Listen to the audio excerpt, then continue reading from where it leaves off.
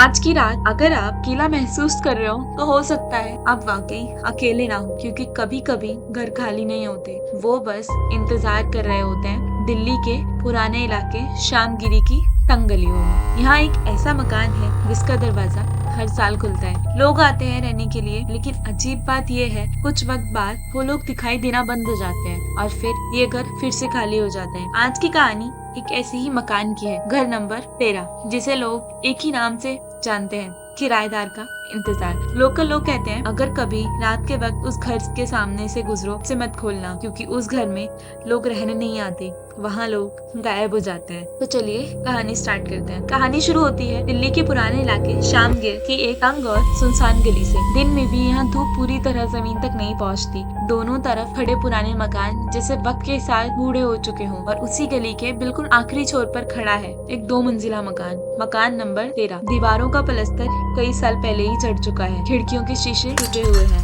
और छत पर उगी जंगली घास जैसे गवाही दे रही हो कि यहाँ बहुत समय से कोई नहीं रहा। उस मकान के बाहर एक जंग लगा बोर्ड टंगा है, किराए के लिए खाली। अजीब बात ये है ये बोर्ड पिछले 8 साल से वहीं लगा हुआ है। लोग आते हैं, मकान देखते हैं और फिर अचानक गायब हो जाते हैं। गली के लोग इस घर के पास गुजरते वक्त कदम तेज कर लेते हैं और कुछ लोग कहते हैं ये घर बहुत सस्ता है, लेकिन इसकी कीमत बहुत महंगी है। आरफ और मीरा इस कहानी के 2 मुख्य किरदार। नई शादी, नई सपने और एक सीमित बजट। आरफ फ्रीलांसर ग्राफिक डिजाइनर था। उसका ज्यादातर काम घर से ही होता था, देर रात तक लैपटॉप की स्क्रीन के सामने। मीरा एक स्कूल टीचर थी, शांत, प्रैक्टिकल और हर चीज को तर्क से समझने वाली। दोनों कई दिनों से सस्ता और शांत घर ढूंढ रहे थे और फिर उन्हें वो मकान मिला, घर नंबर 13। किराया इतना कम था कि पहले तो उन्हें यकीन नहीं हुआ। थोड़ा पुराना है पर ठीक कर लेंगे, आरव ने हंसते हुए कहा। मीरा ने घर के बाहर खड़े होकर एक बार ऊपर की बालकनी की तरफ देखा। एक पल के लिए उसे लगा जैसे किसी ने पर्दे के पीछे से उसे झांक कर देखा, पर जब उसने दोबारा ध्यान से देखा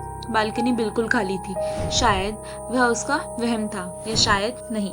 घर में शिफ्ट होने के कुछ ही घंटे बाद मीरा जब बाहर कूड़ा फेंकने निकली तो सामने मकान की एक बूढ़ी औरत ने उसे आवाज दी। उसकी आंखें धसी हुई थी और आवाज धीमी, बेटा तुम लोग नए आए हो ना उस घर में? मीरा ने मुस्कुराते हुए सर हिला दिया। बूढ़ी औरत कुछ पल तक उसे देखती रही, जैसे कुछ सोच रही हो। फिर उसने धीरे से कहा, एक बात याद रखना, अगर रात को ऊपर वाली मंजिल से कोई आवाज आए तो जवाब मत देना। मीरा हल्का सा हंस पड़ी। कौन सी आवाज? बूढ़ी औरत ने उसकी आंखों में देखते हुए सिर्फ एक लाइन कही, जो तुम्हारा नाम ले।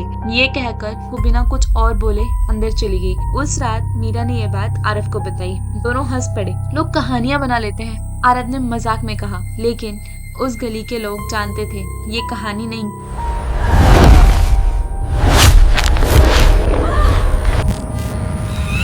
ये कहानी नहीं थी, क्योंकि लगभग 20 साल पहले यहीं इस घर में रहने वाली एक पूरी फैमिली अचानक गायब हो गई थी। उसके बाद भी कई किराएदार आए पर कोई ज्यादा दिन तक नहीं टिका। पुलिस आई, जांच हुई, पर घर के अंदर ऐसा कुछ नहीं मिला जो इस रहस्य को समझ सके। बस एक बात हर बार दोहराई गई, रात के समय ऊपर वाले कमरे में कभी कभी रोशनी जलती दिखाई देती है, जबकि वहाँ कोई रहता ही नहीं। और शायद यही वजह थी कि 8 साल से उस घर के बाहर वही बोर्ड टंगा हुआ है, किराए के लिए खाली। लेकिन सच्चाई यह थी घर खाली नहीं था, वो बस किसी का इंतजार कर रहा था। पहले कुछ दिन सब कुछ बिल्कुल नॉर्मल था। पहली रात घर में सिर्फ नई जगह की खामोशी थी। दूसरी रात ठीक 12:16 पर सीढ़ियों से हल्की सी खटखट, जैसे कोई नंगे पैरों से धीरे धीरे ऊपर चल रहा हो। आरव कुछ देर तक सुनता रहा, फिर हंसकर बोला, पुराना घर है, लकड़ी फैलती सिकुड़ती रहती है। और वो फिर सो गया। लेकिन तीसरी रात मीरा अचानक उठ बैठी। उसे साफ सुनाई दिया, कोई है। आवाज बहुत धीमी थी, जैसे किसी ने दूर से पुकारा हो। मीरा ने तुरंत आरव को जगाया। तुमने सुना? आरव ने कमरे के चारों तरफ देखा, सब कुछ शांत था। तुम सपना देख रही थी, उसने कहा। लेकिन चौथी रात कुछ और अजीब हुआ। सुबह जब दोनों उठे तो उन्हें बेडरूम का दरवाजा आधा खुला दिखा। मीरा ने तुरंत कहा, हमने तो लॉक किया था ना? आरव कुछ पल चुप रहा, क्योंकि उसे भी याद था दरवाजा उन्होंने खुद बंद किया था। और उसी दिन मीरा ने दीवार के कोने पर कुछ देखा, 3 हल्की सी खरोंचे, जैसे किसी ने नाखून से दीवार पर निशान बनाया हो। अजीब बात यह थी वह निशान पहले वहां नहीं थे। और फिर 5वें दिन कुछ ऐसा हुआ जिसने मीरा को बेचैन कर दिया। घर की सफाई करते वक्त उसे ऊपर वाले स्टोर रूम में पुरानी लकड़ी की ट्रंक मिली। रंग पर धूल की मोटी परत जमी थी, जैसे उसे कई सालों से किसी ने छुआ ही ना हो। मीरा ने धीरे से उसे खोला। अंदर कुछ पुरानी तस्वीरें रखी हुई थी। हर तस्वीर में एक अलग कपल था, कुछ हंसते हुए, कुछ बस कैमरे की तरफ देखते हुए, लेकिन हर तस्वीर के नीचे एक तारीख लिखी हुई थी, 2018, 2019, 2020, 2021। मीरा को पहले तो सिर्फ पुरानी किराएदारों की तस्वीरें लगी, पर फिर आरब ने एक अजीब सी चीज नोटिस की। हर फोटो के पीछे बालकनी के कोने में एक धुंधली सी परछाई खड़ी थी। पिछली तस्वीर में वो बस एक हल्का सा काला धब्बा लगती थी, लेकिन हर अगले साल के साथ वो परछाई थोड़ी और साफ होती जा रही थी। 2021 की तस्वीर तक आते आते उसका चेहरा लगभग दिखने सा लगा। आरब ने तस्वीरों को फिर से ध्यान से देखा और तभी उसे एक और बात समझ आई। हर कपल के चेहरे पर एक ही भाव था, डर और हैरानी, जैसे फोटो खींचते वक्त उन्हें अपने पीछे कुछ ऐसा दिख गया हो जो कैमरे में नहीं दिखना चाहिए था। उस रात 12 बजने के कुछ मिनट पहले ही घर का माहौल बदल गया। हवा अचानक ठंडी हो गई। कमरे की लाइट हल्की हल्की ब्लिंक करने लगी। आरब ने फोन उठाकर देखा, नेटवर्क गायब थे, जैसे पूरे घर के आसपास कोई सिग्नल ही नहीं हो। मीरा ने धीरे से कहा, तुम्हें भी अजीब लग रहा है ना? आरब कुछ जवाब देता उससे पहले ही सीढ़ियों से आवाज आई, धूप धूप धूप। इस बार आवाज बिल्कुल साफ थी, जैसे कोई धीरे धीरे सीढ़ियों से नीचे उतर रहा हो। मीरा ने डर के मारे आरब का हाथ स्कर पकड़ लिया। दोनों बिना हिले दरवाजे की तरफ देखने लगे और तभी अचानक आवाज रुक गई। पूरा घर फिर से खामोश हो गया। कुछ सेकंड जो मिनट से लग रहे थे, फिर एक बहुत धीमी फुसफुसाहट। मीरा का दिल जैसे रुक गया। वो आवाज उसी की अपनी आवाज जैसी थी, जैसे कोई उसी की आवाज में उसका नाम ले रहा हो। उसका गला सूख गया। आरब अचानक चिल्लाया, कौन है वहाँ? लेकिन जवाब में सिर्फ खामोशी थी। उसी खामोशी के बीच एक और फुसफुसाहट उभरी, इस बार थोड़ी साफ। 1 साल हो गया, अब मेरी बारी है। और तभी बेडरूम का दरवाजा जोर से अपने आप बंद हो गया।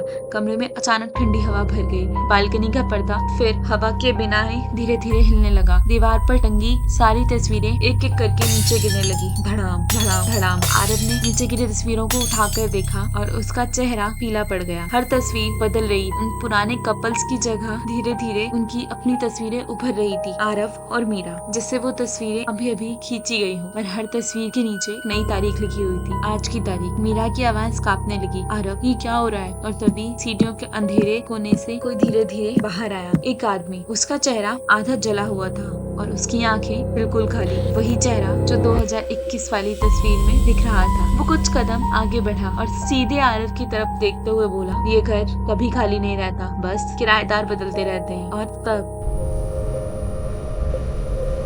उस आदमी ने सच्चाई बताई। सालों पहले इसी घर में एक आदमी अकेला रहता था, ना कोई परिवार, ना कोई दोस्त। और एक दिन वो अचानक मर गया। उसकी लाश 3 साल बाद मिली। कहते हैं मरने के कुछ पल पहले उसने सिर्फ एक लाइन कही थी, काश कोई मेरे साथ होता। उसकी वही तन्हाई, उसकी वही अधूरी चाहत इस घर की दीवारों में बस गई। और तब से ये घर कभी सच में खाली नहीं रहा। हर साल एक नया कपल बुलाता है, 2 लोग आते हैं, लेकिन जाते सिर्फ एक है। एक को ये घर अपने पास रख लेता है और दूसरा अगले साल तक जिंदा रहता है, ताकि वो इंतजार कर सके अगले किराएदार का। आरव की सांसें तेज हो गई। उसे समझ आ चुका था। उसने डर से उस आदमी की तरफ देखा, इस बार किसकी बारी है? वो आदमी धीरे से मुस्कुराया और फिर मीरा के पैर अचानक जमीन से ऊपर उठ गए। उसकी आंखें डर से फैल गई। आरव, उसकी चीख पूरे घर में गूंज उठी और उसी पल पूरे घर की लाइट एक साथ बंद हो गई। अगली सुबह गली फिर से वैसी ही शांत थी, जैसे रात को यहाँ छुआ ही ना हो। घर नंबर 13 के बाहर वही जंग लगा लकड़ी का बोर्ड लटक रहा था, किराए के लिए खाली। दरवाजा आधा खुला था और अंदर दीवार पर एक नई तस्वीर लगी थी। तस्वीर में आरव अकेला खड़ा था। उसकी आंखें खाली थी, बिल्कुल भावहीन या